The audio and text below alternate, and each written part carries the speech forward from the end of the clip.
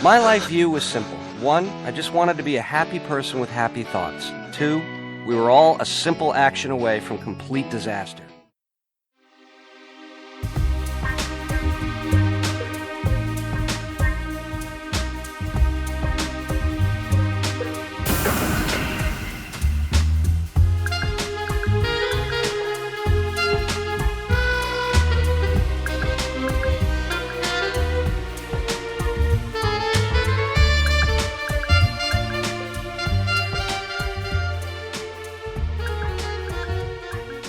Hello, welcome to Cynic Critique, where we get real with cult films. I'm your host, Brian, and I'm here with my brother and co-host, my bro-host, Thomas. Hello. This is our first proper episode back this year after our top 10, and this week one of us will be lying down on the couch as we discuss 2007's Numb and 2008's The Wackness. Do you want to start us off? Yeah, 2007's Numb, written and directed by Harris Goldberg. I've somehow gone crazy. Dysphoric is when you just don't feel right in your own skin. I was now living in some kind of horrific, perpetual dream state. And starring Matthew Perry as Hudson Millbank, Lynn Collins as Sarah Harrison, Kevin Pollak as Tom, Bob Gunton as Dr. Townsend, Mary Steenburgen as Dr. Blaine. It was on a budget of $3,300,000 and apparently grossed $14,150 according to Box Office Mojo. And the synopsis reads, a chronically depressed screenwriter desperately tries to cure his condition when he meets the girl of his dreams. Quite enjoyed this one. Yeah, I hadn't really heard it before until you brought it up. No. But as a fan of Matthew Perry, I thought I was going to enjoy this anyway. And it was nice to see him not so much being his, I guess, Chandler Bing that everyone complains him being about in a film. Yeah. Yet it still felt very true to who Matthew Perry is, like his Chandler Bing character and his various roles where he apparently bings it. Bings it. Yeah. I've never heard that one. I just made it up. Alright, I'll explain that. And I quite liked a lot of what Matthew Perry did post-Friends, I'd say. Yeah. We were big fans of Studio 60 on the Sunset Strip from Aaron Sorkin. Yeah, that was a great show.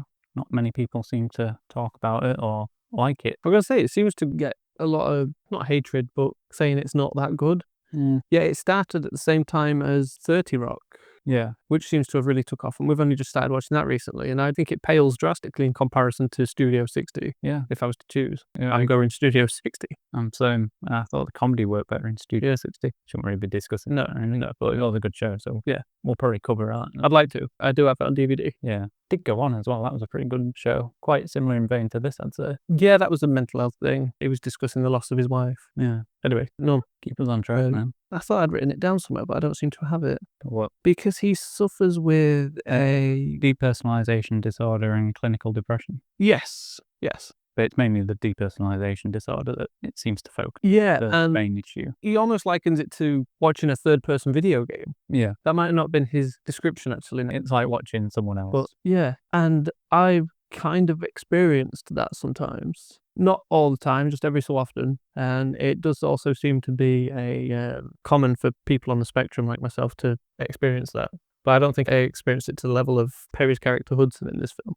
Strangely as well, it doesn't seem to be much of the focus of the film, if you know what I mean. Like, it's a catalyst for the plot. Yeah. It's something he struggles with, but it's not so much demonstrating that disorder as it is actually just him trying to overcome it, which I think is pretty good. Yeah. I like the fact he goes to several therapists in this and they all recommend different things for him. Yeah. He tries to counter that, but he's clearly a very good writer as well in this, his character. He's a screenplay writer, isn't he? Yeah, screenplay writer. Yeah, but he's more of the writing partner of Kevin Pollak. Yeah, Tom. And he says that Kevin Pollak is the actual writer and he's the, He's the pitcher, in a way. He's the guy that sells it to the studios, and he clearly is very good at that. Yeah. Which is what I was going to get to. Right. I probably didn't go the right way about it. Because he didn't seem to write anything. His scenes with Kevin Pollak are pretty good as well, to be fair. Yeah, there's a great one where they just sat in the... It looks like they meet at a cafe or a diner every so often while they write, don't they? Yeah. They're good scenes. Yeah. But I think the scenes where they actually go into the studio together are really good as well. Yeah. When you see Matthew Perry's Hudson sell it to him. I can't remember what his thing is, but then Pollak kind of latches on to doing it at one point. Yeah, it's something like, would you rather hear the $10 million idea or the $100 million idea? Yeah, it's something like that. Yeah. I quite like that. Yeah. There's a good cast to this as well in smaller parts that people might recognise. I don't know if you've made note of them. Like William B. Davis plays Hudson's dad, Peter Milbank. Yeah. William B. Davis, most people would recognise him from X-Files. Yeah. And I'm struggling now to think where else they would see him. But he was the cigarette-smoking man in X-Files, the guy that seemed to be pulling all the strings. Yeah. When it was good, anyway. You say that, but they brought him back for the last couple of seasons. So. Yeah, strangely. And you said Mary Steenburgen Yeah, Steenburgen. plays Dr. Blaine. Yeah. People recognise her for, she's been acting for quite a while. She's in Back to the Future Part 3. More recently, though, she's done Nightmare Alley remake. She was in that. Right. She's in the book club movies about the old women. It's like Jane Fonda and stuff, and they're like old women sort of having a fun time films. A book club. They're a book club, but they use it as an excuse to like take a holiday to Venice, I think the second one was, and stuff like that. And she was in Last Man on Earth as well from Will Forte, which is a really, really good post-apocalyptic drama comedy series. Yeah, it's great. Where it's mostly Will Forte, I think, for the first 2 episodes, going around this empty world. It's pretty good. Yeah. And then there's Ben Ratner, or as he's now billed as on his latest credits, as Ben Emmanuel, as Stan Milbank, Hudson's brother. People will recognise him from Supernatural's episode Hollywood Babylon from season 2. He was the writer guy whose script it belonged to, and he's done other stuff on TV as well. Another therapist he sees, Dr. Richmond, who's played by Brian George. People will recognise him most recently, I would guess, as Kuthra Polly's dad in Big Bang Theory. Yeah. But he's in a handful of episodes of Seinfeld. I think he's the restaurateur that Seinfeld advises. Yeah. Terribly. He's in Ghost World, and he's done quite a few voices for some DC projects, mostly Batman-related ones. He's Alfred in the Killing Joke adaptation. Yeah, and he's in like Batman Beyond, Superman the Animated Series. I think he's a Parasite voice actor, and he crops up in a few DC projects as various characters, but he's played Alfred a few times, like I said, in Batman the Killing Joke and Batman versus Teenage Mutant Ninja Turtles. He's in that as well. I think he's Alfred again in that. That's a good one. He's voiced various characters. I think he was Professor Pig as well in Beware the Batman. All right. So yeah. But no, I found this film to be quite poignant and quite understanding. Like the drama's well balanced with the comedy. Yeah. And the comedy isn't tone deaf. It's not making light of any of the drama or the disorder that the lead character suffers from, which I thought was pretty good. Yeah. Plus, it really is a great performance from Matthew Perry in this. But I think he is very good at these sort of roles. Because there's nothing worse in Friends than when Chandler is sad. Other characters can be sad. It's fine. Once Chandler's sad, it's like, damn, this is the heart of the show and he's struggling right now. Yeah. You said Lynn Collins is in this as Sarah Harrison. Is she one of the producers they're pitching to and then he starts to date? Yeah. Yeah, she was. I know she was like the key love interest to the film. Yeah. Like his main one.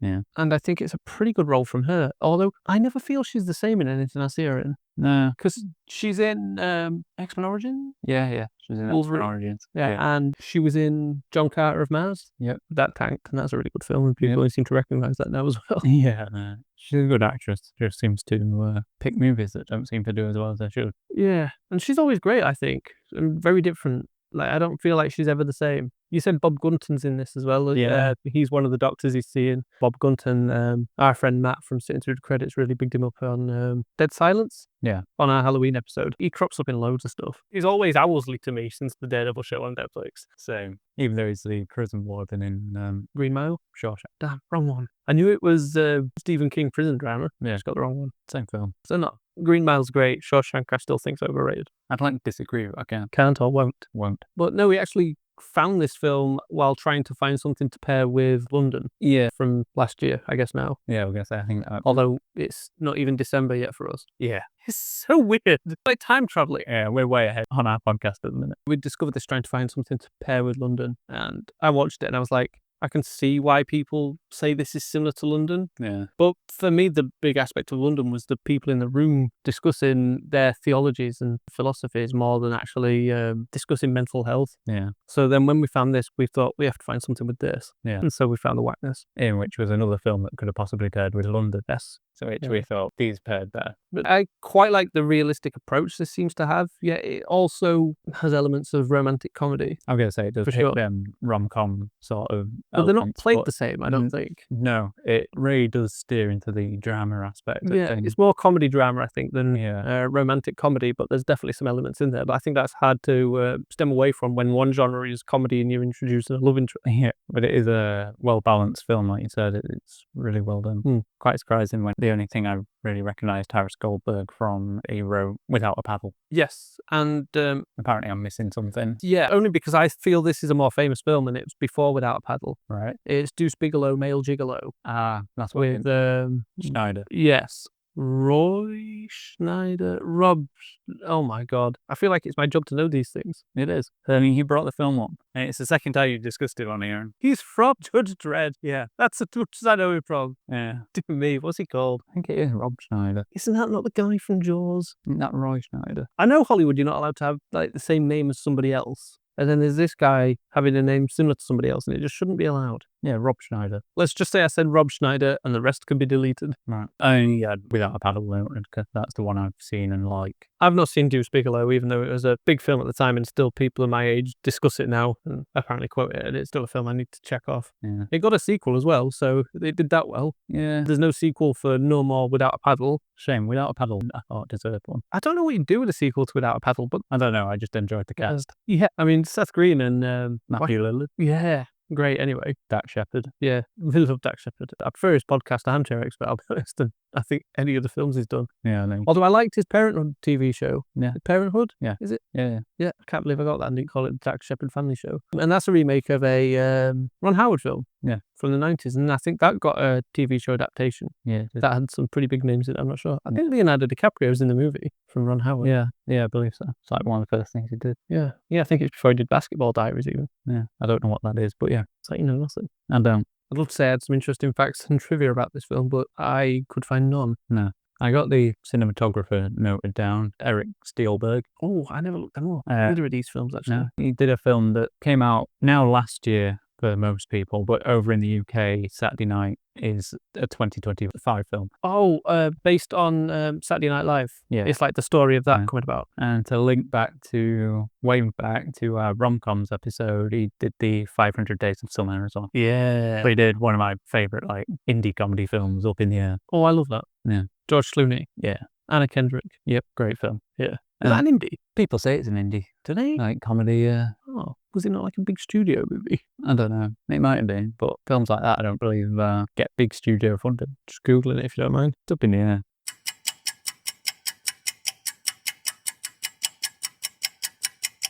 There are multiple matches studios named Air.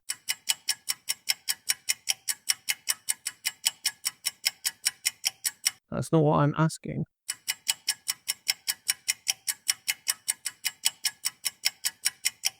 It was distributed by Paramount, but yeah, Montecito Picture Company was the production company of the film, so Yeah. I guess it is an indie. Yeah. And I did my usual thing. I looked up the guy who did the music. I remember quite enjoying it. It's been a while. Was it Marco Beltrami? I'm hoping we've covered all his films by now. No, Ryan Shaw. I noted a couple of things that I found quite interesting because I thought they're not really anything that I'd suspect a guy who does a movie like this would do. Die Hard. No, I think it's stranger than that, to be honest with you. One is Cabin Fever 2, Spring Fever. I didn't like that one. Nothing against Ryan Shaw's music. No. Uh, I mean, I didn't like the film. Yeah. I liked Cabin Fever, but I didn't like Cabin Fever 2. And then the other one I thought was strange as well because it's Spy Hunter, the video game from 2012. Is that the one with The Rock? I believe so, yeah. And I just thought they're so strange. Or Dwayne Johnson, as you now referred. Yeah. And apparently his friends call him DJ. Do they? Apparently. That's interesting. Yeah. Good bit of trivia on Dwayne Johnson. Also, Up in the Air was directed by Jason Reitman. Yeah. And produced by Jason and Ivan Reitman. Yeah. I just find it hard to believe that with those names attached, it's still an indie film. And it had a budget of 25 million, which I think is a pretty sizable budget that would make it more mid-budget than it is an indie. Yeah, I'd agree with that. Sorry, that just fascinates me that people would refer to that as an indie film. Yeah. I guess it is in a time where Iron Man exists and other big blockbusters. Yeah, so now- That's around the time superhero films were Yeah. starting to dominate the box office. So now when you say something was like 20 million, they go, that's a low budget movie. Yeah. And you're like, is it? I'm just looking at these now and this one has 3 million. Yeah, but I guess we're used to watching a lot of like low budget indie stuff as well compared to most. Sure. Because these can't even afford the marketing No, more often than not, which doesn't help. no. And it's a shame because they're getting good talent for these. Yeah. I guess that's what they bank on, the talent bringing recognition to them. Yeah. No, I guess no one was really looking forward to Matthew Perry movies. I really enjoyed Numb, and I'm surprised I hadn't found it sooner. I'd found it a while ago and wanted to watch it, but I can't remember how. Probably just looking up Matthew Perry. Yeah, I must do that. I read his book not long before he died, and that was a great book. Yeah. In fact, I didn't read it. I had the audio book, but I don't Yeah. know what you call it, because when you say listen to the book, it sounds weird. Yeah, it does. And he narrated it, so it just made it a great listen. Yeah. Sad story with him, to be honest. And I think that's part of the reason why he's very good at these roles. Yeah, he does really well at humanizing his characters, I think. But like you said, this is quite similar to his role in Is it Do Go On? Go Or on. just Go just On? Go on. What's Do Go On? Not a clue. Never mind, that's a podcast. There you go. That's the problem when you get through so much different forms of media when titles start to overlap. Yeah, I was going to say, I was Googling stuff for this film and all I got was Linkin Park's Numb, and I was Yeah. like, I don't need to listen to this right now. And now I'm just thinking, oh man, don't believe things of those are dead. Wow, what a downer for this episode. Christ. I'm glad I was laid on the couch. This therapy session's been terrible with you. Where do you get that doctorate from? Kellogg's does that. Yeah, came out of cereal box. That's Professor Tony Tiger. That's me. But I just liked how the surrounding cast of this were actually recognisable actors of some degree. Yeah. Oh, this is in Goofs, not trivia, because this film was filmed in Canada, All right. not LA where it is set. And apparently he walks past a shop and the phone number starts with an area code that belongs to an area in Canada, not LA. Damn, you broke the movie for me again. Yeah. There's also the place that he likes to go because it's quiet. There's no one around at the early hours in the morning. Yet you look in the background, there's some cars at the crossroads there. And that stops it being quiet. Apparently. That's the thing. There's no noise in that area he's in. Yeah. He goes there for the quiet. Yeah. That's in the background, Yeah. not in the area he's discussing that's quiet. Yeah. So I don't think that's the goof they say it is on IMDb in the goof section. But some of the goofs were just ridiculous things that I really don't care about because it don't ruin the film for me in any way. Like when he sat at the table, his sleeves are changed where they're rolled up. They're to his cuffs, they're to his elbow. And it's like, I don't care. I'll be honest, while we've been talking, I've been changing my hoodie sleeves as well. So When you sat down, you didn't even have a hoodie on. You had a green shirt. Now you're wearing a maroon hoodie. Is that maroon? yeah, It's a lovely shade of magenta. you just say it was maroon. Is magenta not a shade of maroon? Magenta more like a purple. I don't know. I'd say that plum. I've seen the penguin now. The most memorable thing with the penguin was like episode 1. Don't know if it was most memorable. Was for the The only bit of dialogue I truly remember. But no, I think this film handles its balance of comedy, drama really well. I think the cast obviously helped pulling that balance because you could deliver some of these lines and aim for more comedy yeah. if you really wanted. I would say Pollack is probably the closest one to pulling the comedy strings. Yeah. And Yeah. and also, strangely, Steenburgen. Oh yeah. Yeah. Yeah. But I think that's her character, not her acting, that comes in there with some big swigs, I guess, for comedy. Yeah. But they still managed to play that in a way that's believable for the rest of the film's tone. Yeah. It's not too outlandish. It's breaking it and go like, oh, No. that seems tone deaf. It's Yeah. balanced really well. Yeah. I think it helps put you in the mindset of Hudson, Matthew Perry's character. I want to say sound design's really good on this, but I never made any note why. I'm not sure. Maybe that scene when it was all quiet. Because I had some notes on my phone for it and I wrote sound design. You need to start writing why. Yeah, I think we watched these a couple of weeks ago. Yeah. Even though I understand how time works and where we watched it, when we discussed it, and when people will hear it, my head still can't untie that ball of time. I think you meant when we watched it, not where we watched it, because we only watched over there. If you want to go where, I did point to the end of the room. Yeah, that massive projection screen. Nothing about humble bragging over there. It's just a little, old 12-inch CRT TV with a built-in VHS player. I like to watch all my films through that for nostalgia. Oh, that'd be so cool.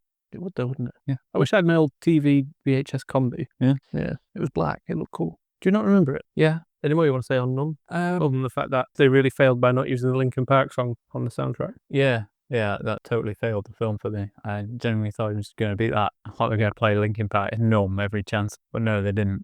I think that would have made the film quite rubbish, to be honest. I'm happy to move on. You're happy to move on? Yeah. I'm not holding you. I thought you were. I'll just leave. I just wanted to check something out again before, but my internet went. All right. I wanted to look at the soundtrack.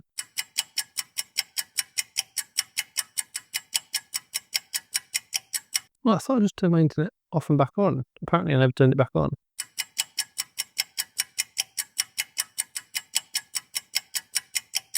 No, I don't recognise any of these songs. No Numb Uh, from Linkin Park. no, I just wondered if it did have any songs on it I recognised, but no. Not by name anyway, but I'm terrible with music. Yeah, I guess we'll move on to 2008's The Wackness. Yeah. Strange title, I know. You sell ices? That's my cover. How does it work? My occupation takes me to exotic locations like Brooklyn and Queens. Don't let Giuliani see you. That's how I met my shrink. How much you need, man? Written and directed by Jonathan Levine, made on a budget of $6 million, and it grossed $3,175,469 US worldwide. It stars Ben Kingsley as Dr. Squires, Josh Peck as Luke Shapiro, Femke Janssen as Mrs. Squires, Olivia Thirlby as Stephanie. I guess the other actors are more just support roles, so I'll leave it there for now. All right. The synopsis, as IMDb has it, is it's the summer of 1994 and the streets of New York are pulsing with hip-hop. Set against this backdrop, a lonely teenager named Luke Shapiro spends his last summer before university selling marijuana throughout New York City, trading it with his unorthodox psychotherapist for treatment, while having a crush on his stepdaughter.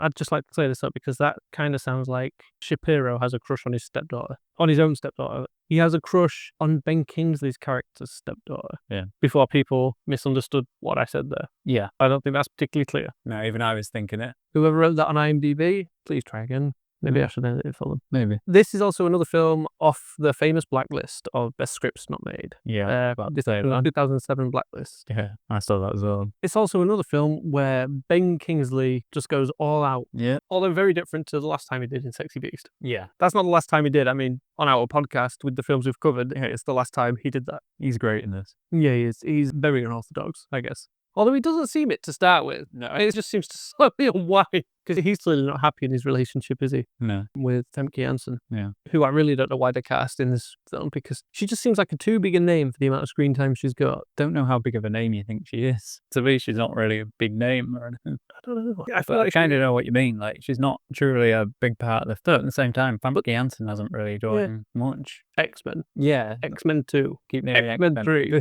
I think they're like Boy Girls World. Red Lights. We have Bobby De Niro's. the X-Men movies are the closest thing to me where I've seen her as a main GoldenEye. close to a main character. James Bond 007 GoldenEye. Again, I don't really feel she's like a main character. Like, she's a main part. Hemlock Grove. TV series, and yeah, she was more main in that. But again, she weren't the main Red character. Lights with Bobby De Niro's. Was she in that? Yeah. If it's not that, she's in another one with Bobby De Niro's. Because she's the mum of the child that Bobby De Niro's is seeing. But she just never feels like lead character is what I mean. That's what I'm trying to say. She's never been like a lead. She's always been like a main character or a supporting character, but she's never seeming like a lead. Not in a lot of things I've seen her in anyway. Red Lights 2012.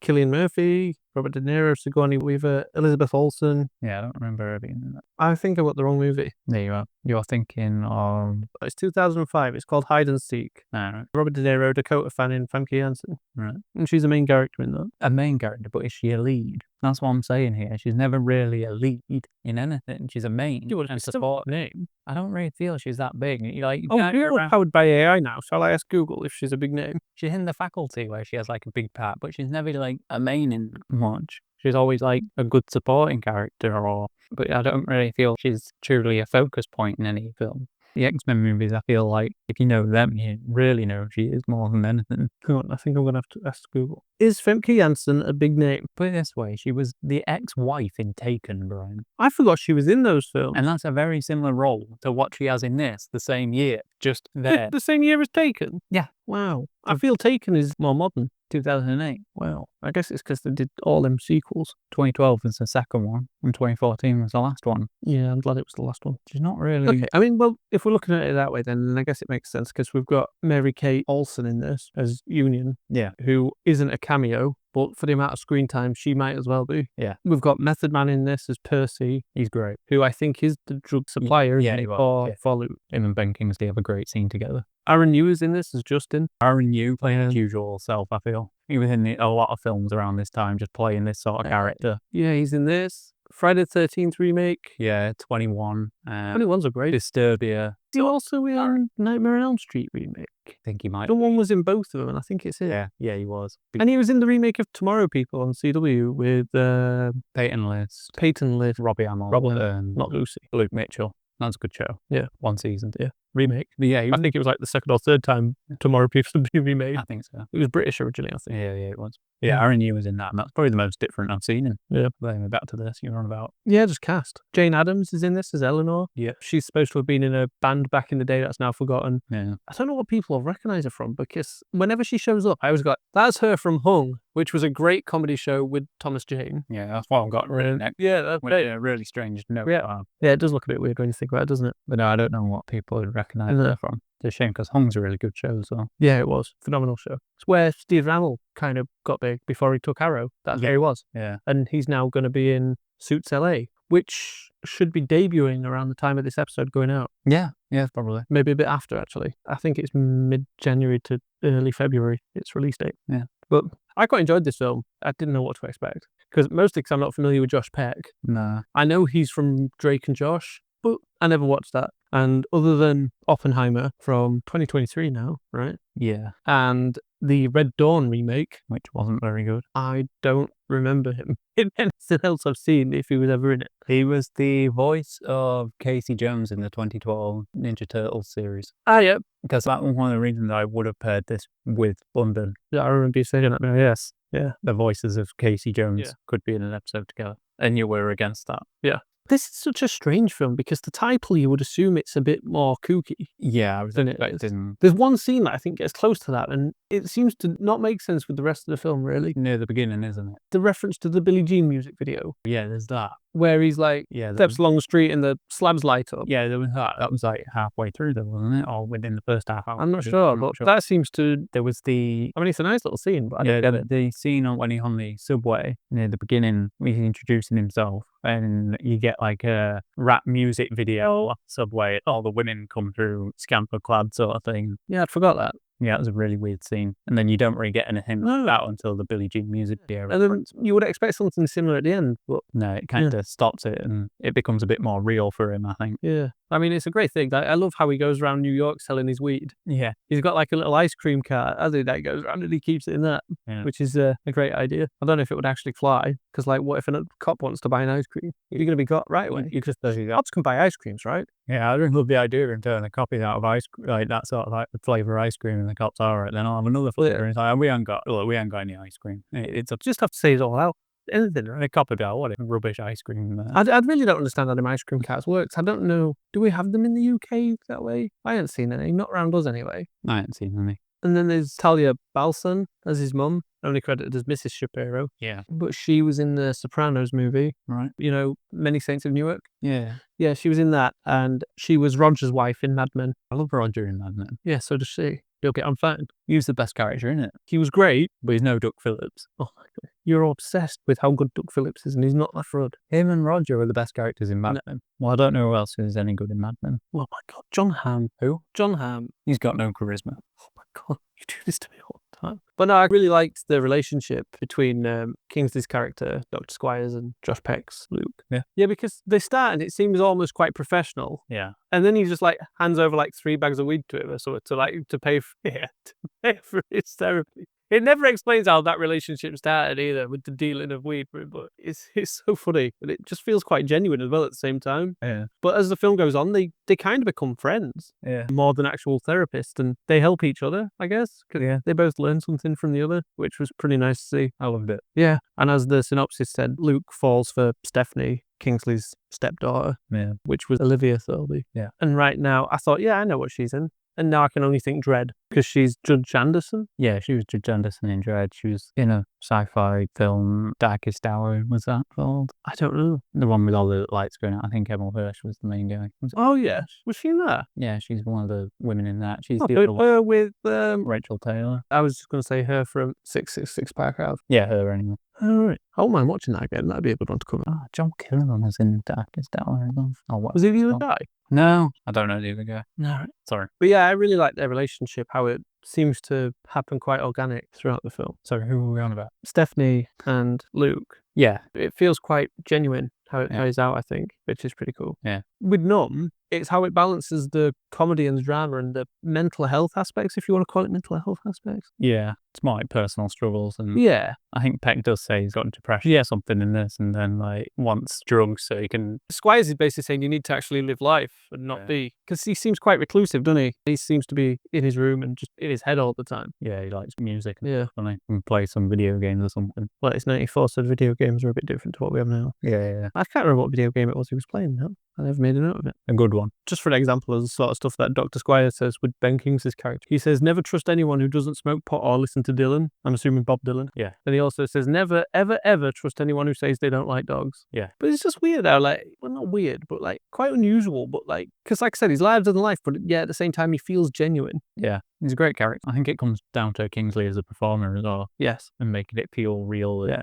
He's just great to watch. It's great as well once, because obviously they talk about their struggles and their life, each of them, once they start becoming friends a little more than just therapist and patient. And Luke makes Squires a mixtape of rap to listen to, and he actually listens to it. There's a scene as well where Luke shows Squires how to like tag a place with like a marker pen, and he signs his name. But it's funny because he actually writes like Doctor, whatever his first name is, Squires. Does he write DMD or something as well? Like his doctorate after it? PhD. Yeah, PhD. And then towards the end of the film, he's writing that on his stuff at home, and Stephanie comes in and helps. So she tags a CD. And this is an anachronism, Right. as in like it doesn't fit with time. Right. Because the CD she signs is Tony Amos's Scarlet's Walk, which is a CD from 2002. Right. 8 years after this film is set. And there's quite a few anachronisms in this film. Right. That's one.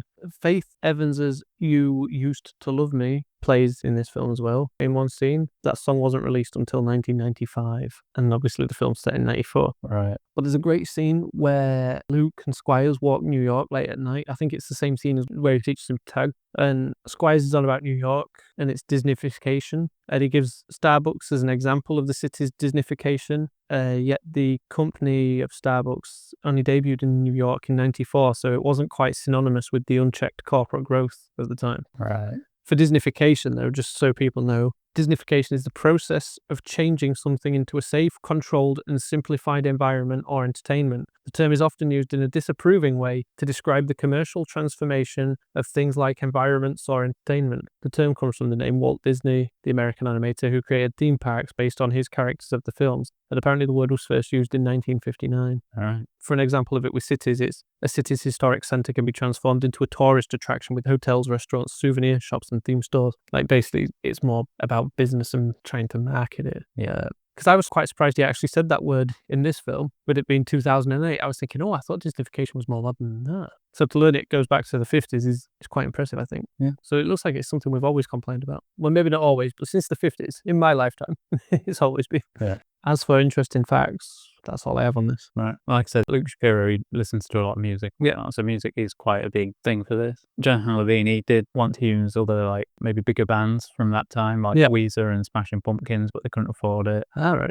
Nirvana's Lithium was going to play, I think, over the credits or towards the end at least. But obviously, again, they couldn't really get them sort of bands in. And apparently the soundtrack, when it was first played at Sundance. Oh, for the opening song. The soundtrack, I think, in general, had a few differences. I don't know if just the opening song or other songs as well, but apparently it was different to what came out in. I'd read the opening song was changed once it went to streaming after its debut at Sundance. Yeah, it changed once it got out, but I don't know what all the changes or if it is just that. Not you said. Jonathan Levine went on to do the movie 50-50. Yeah, Seth Rogen and Joseph Gordon-Levitt. Yeah, and Warm Bodies. Yep. New Lex Luthor guy. Nicholas Hoult. Yes, and Teresa Palmer. That's it. I couldn't get a name right. My head just kept swapping the letters about. From Lights Out, great horror film if no one's seen it. Pretty good, yeah. The short film's incredible. It's very short though, but it's incredible. Yeah. The game Luke's playing, it's the 86 version of Legend of Zelda. Ah, right. So quite a dated game even for that. All right. I thought you were going to tell me it was like a game from 96. And the one he's playing on his Game Boy, that was an easy one. That was Tetris. Nice. I just thought I could find it, so I got it. Yeah. Also, Mary-Kate Olsen's character, yeah, she kept quoting things and likening things to Beverly Hills 90210. Right. You remember? Kind of, yeah. She was just bringing things up, which I thought was quite weird and funny. I think mostly it's because I have no sort of knowledge of that series, really. I just remember she was a bit weird. Yeah, like almost hippie-like when we first meet her in is it Central Park? Yeah. It's probably not even Central Park. I mean, where they were filming. Yeah. Probably not even Central Park. They just went on full-on Turtles. As in Teenage Mutant Ninja Turtles, they don't actually film at Central Park, do they? No, they don't. Just making sure other people knew what the hell you were on about when you say they're just turtles. It's not a thing, you know. Is it not? No. Well, I thought it's where you pretend to be in New York, but you're not. Well, I was turtling it all day, apparently. Or turtles it all day. I don't know. What, you thought you were in New York and you weren't? Yeah. Okay.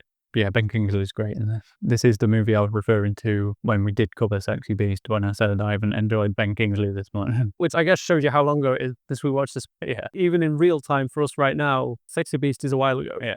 But yeah, Ben Kingsley is like really, really enjoyable in this as well. Yeah. I think it's a great performance from Josh Peck. Like I said, I'm not really familiar with him. No. Like, I know he was in Oppenheimer. Don't remember much what he was doing in it. We had this discussion the other day about Oppenheimer, and I just couldn't tell you who was in it or what happened in it, really. Matt Damon was it. Was he? Yes. Genuinely don't remember him in it. Yeah. Having vivid scenes of him visiting him at the... See? Yeah. He was there. Was he military? Yeah. Yeah. Yeah, he was in it. He was Jason Bourne. In that as well? We forgot who he was. Yeah, because it's like a prequel to Jason Bourne. He's Jason Bourne Sr., really. I'll be honest with you, I genuinely believe it. You can tell me anything about Oppenheimer, who was in Oppenheimer, and I'd be like, really? Ben Affleck was in it. Was he? Yeah. He was Matt Damon's boyfriend. But I don't believe that. They had to keep it hush-hush because they were, like, sort of socially acceptable at the times. It was so, is it? You could do a whole episode of Oppenheimer and quiz me on who was in it and who wasn't, and I genuinely wouldn't know. Oh, that's so sad. I genuinely forgot Robert Downey Jr. was in it the other day, and you had a go at me about that. I didn't have a go at you. I was just very surprised you didn't remember Robert Downey Jr. was in it. Emily Blunt was in it, you know? Yes, Florence Pugh was in it too. Was she? Who was she in it? She was like one of his affairs. Matt Damon's? No, Cillian Murphy. But Cillian Murphy was Oppenheimer, and I know he was definitely in it. Yes, he was Oppie. Yeah.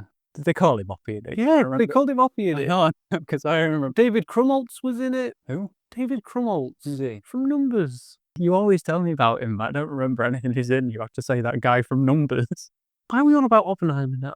Because you said Josh Peck was in it, and I said, was he? You could tell me anyone was in it, so I've just looked it up, and yes, he was in Oppenheimer. He was. I'm just fact-checking who was in Oppenheimer. Barry Oldman was in it. Was he? Put it this way, there's a reason that weren't in my best movies of 2023. Dear me. Anyway, Olivia Thirlby also in Juno. Yeah. Great film. Just the year before this as well. Nice. Yeah. Well, I think this was the better film, I'll be honest with you. But J.K. Simmons was in Juno. Yeah, but Ben Kingsley's in this doing one hell of a performance. I don't tell you what J.K. Simmons did in Juno, but it wouldn't have been as great as Ben Kingsley in this. I'm telling you that now. And that's from someone who really loves J.K. Simmons when he shows up in something. Ben Kingsley brought his own hat to the audition. Oh, yeah, he did, yeah. And decided he needed it for that role. Yeah. I think it's a good thing for his character somehow. Yeah. Suits him. FYI, I don't know how you can't remember J.K. Simmons In what? in Juno. Why? Because he said some good stuff. All right. Why are you on about Juno? Sorry, you said you don't remember it. I thought you were going to tell me he was also in Oppenheimer. He was. J.K. Simmons? Yes. Was he? Yes. He was a newspaper journalist. I don't believe you. No, I'm joking about that. I honestly couldn't tell you who was in Oppenheimer other than Cillian Murphy. He's the solid, like... Robert Downey Jr. Yeah. Can you tell me who directed it? Christopher Nolan. Right, so he runs that. We seemed quite unsure. Could we do an episode where I just quiz you about Oppenheimer? I've already said we could do that as a whole episode because I genuinely wouldn't have a clue. Can we? It'd be so funny. I just have a rundown of actors and you have to say true or false if they were in it or not. Or if scenes happened in it or not. Sure, but you might have to watch it again. No, I'll know. Yeah. I'll just write my own scenes and then... Oh, you'll write your own scene? Yeah, because I'm going to, like, deliver a scene and then ask you if it was in... No, you'll deliver a scene, or does that mean you'll, like, play it out for me? Or... No, well, then you'll see that it's not in the film, because it'll be me doing, like, all the characters. I meant, is that what you'd be doing, like, playing it out for me, like a really weird... No. No. I mean, I'll just Right. describe the scene, Right. I guess. I'd struggle. Yeah. Was Ben Kingsley in Oppenheimer, did you say? Yeah, he's the king. Don't think there was a king in Oppenheimer. Who do you think was ruling England in Oppenheimer? Yeah, but you don't see them. You do, you get a little cameo with Prime Minister. I honestly don't. You might get the Prime Minister, but I don't know. I really don't know. Yes, with the king. They receive a phone call together about the bomb. Seems ridiculous. It's just before they talk to the president. Oh, God. And the president was Gary Oldman. Right. It's horrible. I loved it. But anyway, I'm glad Maddink was us about Oppenheimer. You'd have been all right at the time. I don't think so. I've been like this with Oppenheimer since like a week after watching it. Maybe it's just too much information for you. Maybe you need to watch it as a TV series, like 10 minutes a day. No, thank you. I didn't enjoy it. Well, I kind of enjoyed it, but not enough to remember it apparently. Do you remember it being black and white when Robert Downey Jr. was in it? Well, most of Robert Downey Jr.'s scenes anyway were in black Yeah, I and think white. it was because people were confused by it. Yeah. I just remember it was, but I weren't confused by it. And the last thoughts? Any more you want to say, should I say? Seems as though we've just gone on a massive Oppenheimer tangent. I'm just about to say, I'm just looking at all my homes now and whether Oppenheimer relevant. Because Josh Peck was... Is it funny that we basically just bombed the episode talking about a strict sense of irony? I might title this episode The Bomb. People will get it. Only if they get this far. I don't think people get past quarter of an hour through these things. Probably not. At least they make it through one movie. And then they think, oh, I can't be asked with another movie. All right, after a half an hour of talking about Oppenheimer, do you want to leave it? You were talking about Jonathan Levine, weren't you, at one point? Yeah. Before we went on this tangent. Is there something? Yeah, he did Long Shot, which was a Seth Rogen movie as well, just the other year. I said the other year, it might be like 2018.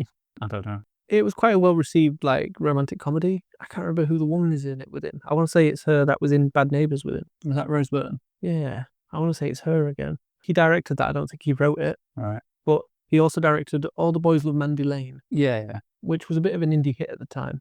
And I think that's the early 2010s. And more recently, he wrote an episode but directed 9 episodes of, I think it was 9 episodes or 8 episodes. On shot with Charlize Theron. All right. It was quite well received. Don't remember it. I haven't seen it. I think it came out the same year as American Pickle. Yeah. And he worked on as a director predominantly, but he wrote an episode as well of 9 Perfect Strangers, Right. which I haven't seen it. It was on my list of things to watch. I think it's just like a one-off show about 9 strangers with interlocking stories. And that was supposed to be a good show from just a few years back. I think it was on Amazon Prime in the UK for a while. It might be on Disney now because it was a Hulu show in America. Yeah. And that looked pretty good and got some good reviews, but I don't know how well it actually did because I'm not very good with current television. Who is? Some people. Some people is. Some people isn't. You get me, dog. No, man. Word. I feel like you're doing an impression of Ben Kingsley from this movie. I guess. He's great in this film. He kind of steals it, doesn't he? Yeah. You kind of sit waiting for him at some part of the I think part of it is the fact that Luke as a character, he's not boring, but because of his character, he's not ever doing much. I kind of know what you mean. But it's great when Ben Kingsley pals around. Yeah. I can watch that as a whole movie by itself. I like that scene where Ben Kingsley ends up going on that night out with him. Yeah. Headed that pub, and this is the big place to be when I was younger or something like that. It's like dead now. Yeah. And then I think it's Olsen's character Union comes in and she's like, wow, it's dead in here. Yeah. Where's the party or something like that? Just after how Kingsley mentioned this is the bar to be at or something, wasn't it? Yeah. Not long after that, where they are tagging that. Yeah, all yeah, over. yeah. That's probably in the middle of the movie, but Yeah. that for me is like the core of the film. Yeah. If it weren't for that scene, Okay, when I don't know if this movie had worked for me at all. when they're tagging that though, the police show up. Yeah. Shapiro, like, what do we do? And Squires is just like, run. It's a great scene.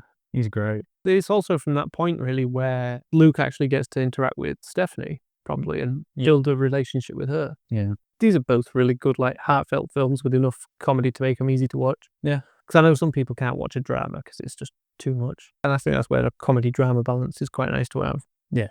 Scrubs was a TV show that got that balance right as well. Yeah. Especially for a show that's only 20 minutes long an episode.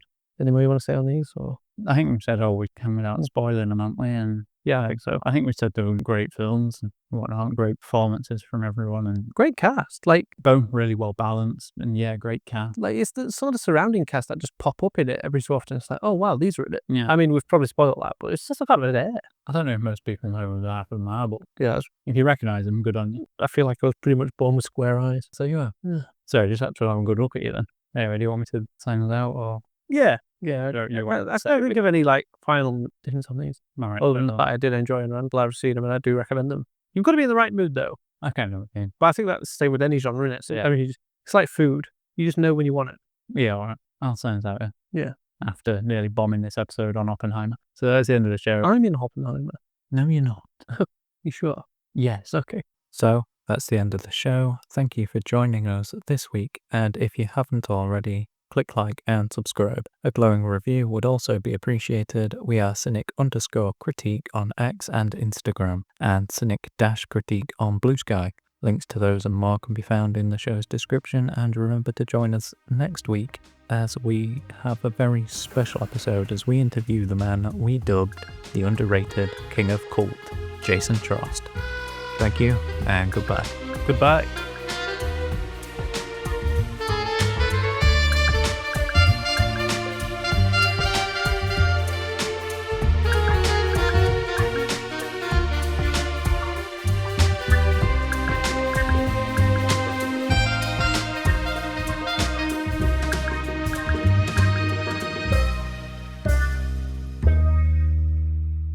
If we slip up just once, he will find a way to kill us.